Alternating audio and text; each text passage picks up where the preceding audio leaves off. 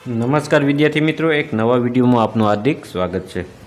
વિદ્યાર્થી મિત્રો, આજે આપણે ધોરણ 7 વિષય સંસ્કૃત સ્વઅધ્યયન પોથી જે સરકાર દ્વારા પ્રાથમિક શાળાઓમાં બાળકોને આપવામાં આવી છે, એમાં પાના નંબર 13 ઉપર મેઘો વર્ષતી ભાગ નંબર 2 સ્વઅધ્યયન પોથીનો ને એમના સ્વઅધ્યયન પોથીના પાના નંબર 13 ઉપર એકમ નંબર બીજો મેઘો વર્ષતી એના વિશે વિદ્યાર્થી મિત્રો આજે આપણે સમજ સાથેનું સચોટ સોલ્યુશન કરવાના છીએ। વિદ્યાર્થી મિત્રો, તો આ વિડીયોમાં આપ શરૂઆતથી માંડીને અંત સુધી બન્યા રહેજો। વિદ્યાર્થી મિત્રો, સૌપ્રથમ તો જે શીર્ષક છે, જે નામ છે એકમનું મેઘો વર્ષતી। મેઘો એટલે વરસાદ ને વર્ષતી એટલે વરસવું। તો સૌપ્રથમ વિદ્યાર્થી મિત્રો, વધારે સમય ન બગાડતા આપણું ધ્યાન છે પાના નંબર 13 ઉપર એકમ નંબર 2 મેઘવર્ષતી ઉપર હોવું જોઈએ। પ્રશ્ન 1, શ્રુતલેખન કરો।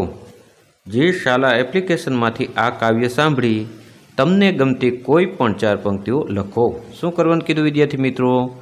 આપને જે શાળા એપ્લિકેશનમાંથી અથવા તો યુટ્યુબમાંથી કોઈ પણમાંથી આપણે જે પહેલાં તો મેઘવર્ષતી છે એ કવિતા આપણે સાંભળવાની છે ને ત્યારબાદ તમને મનપસંદ હોય એવી 4 પંક્તિઓ આપણે લખી નાખવાની છે। તો અહીં લખ્યું કે મેઘો વર્ષતી પ્રવહતી નીરમ તુષ્યતિ કૃષક ગચ્છતિ ગોષ્ઠમ। તો આ 4 પંક્તિ વિદ્યાર્થી મિત્રો થઈ ગઈ। આ પ્રમાણે આપણે લખી નાખવાનું છે। ત્યારબાદ પ્રશ્ન નંબર 2, સંસ્કૃત શબ્દો લખો। શું કીધું? પાણી તો કે પાણી તો કે નીરમ કહેવાય।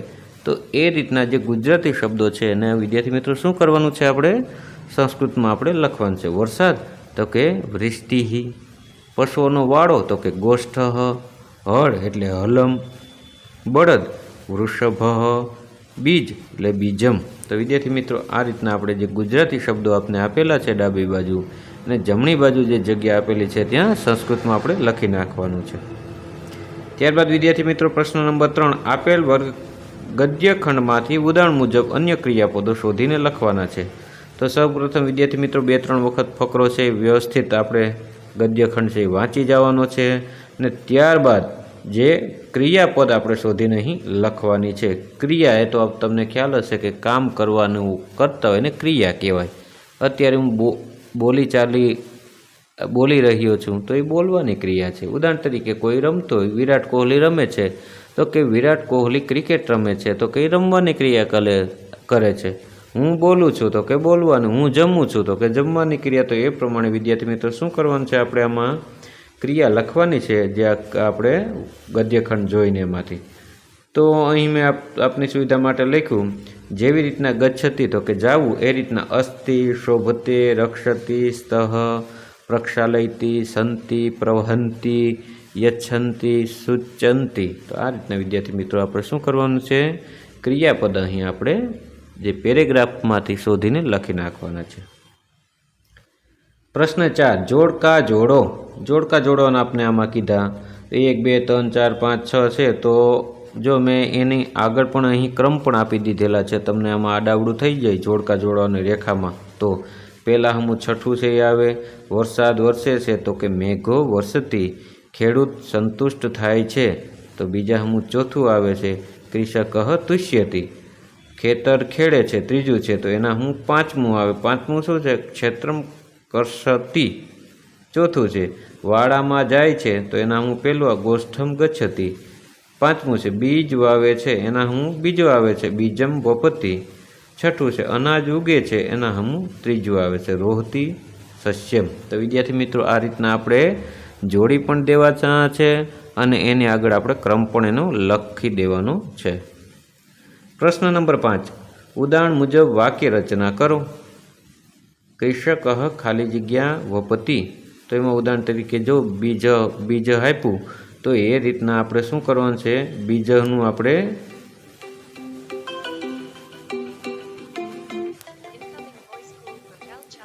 તો એનું વિદ્યાર્થી મિત્રો આપણે શું કરવાનું છે? કૃષક બીજમ વપતિ।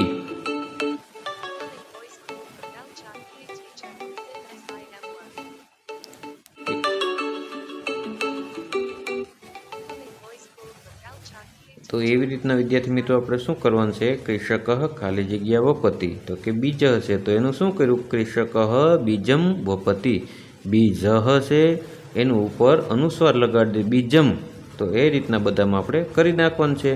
રમેશ ખાલી જગ્યા ગચ્છતિ, જો એમાં મંદિરમ કર્યું તો મંદિરમનું શું કરવાનું છે, ઉપર અનુસ્વાર લગાડી દેવાનું છે.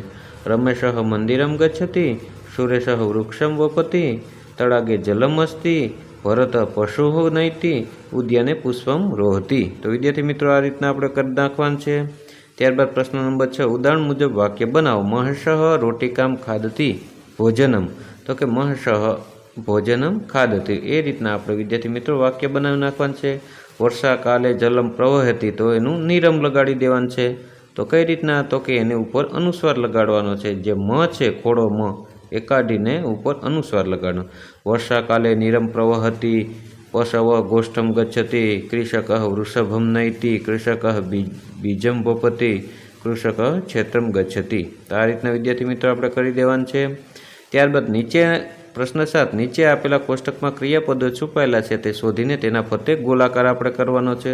તો આ મેં જો અહીં તમે જો વ્યવસ્થિત કે મેં બધું છે વપતિ, પ્રવહતી, કર્ષતી, ગચ્છતી, રોહતી, નયતી, ભવતી, તુષ્યતી, ફલતી, આવા બધા જે લખેલા છે એનું શું આપણે કરવાનું કીધું કે એના ફરતે આપણે પહેલાં તો રાઉન્ડ કર્યા છે, તો આપણે અહીં રાઉન્ડ વ્યવસ્થિત કરી દેવાના છે આમાં જોઈને. પ્રશ્ન 8, ઉદાહરણ મુજબ અલગ પડતો શબ્દ શોધો. શું કીધું છે આપણે, અલગ પડતો શબ્દ છે એ આપણે એમાં આપણે એમાં કોષ્ટક બનાવી દેવાનું, ચોરસ કરવાનો છે. તો કે વૃષભ નિરમ હલમ વહતી, તો કે વહતી છે એ અલગ પડે છે. બીજામાં છે મેઘ અલગ પડે છે. ત્રીજામાં વપતિ અલગ પડે છે. ચોથામાં કૃષક અલગ પડે છે. ને પાંચમામાં ખાદતી અલગ પડે છે. ત્યારબાદ પ્રશ્ન નંબર 9, તમને ગમતો કોઈ પણ એક શ્લોક લખો. ગુરુ બ્રહ્મા ગુરુ વિષ્ણુ ગુરુ દેવો મહેશ્વર ગુરુ સાક્ષાત પરમ બ્રહ્મ તસ્મે શ્રી ગુરુદેવ નમઃ. તો વિદ્યાર્થી મિત્રો આ હતું પાઠ નંબર 2 મેઘો વર્ષતી.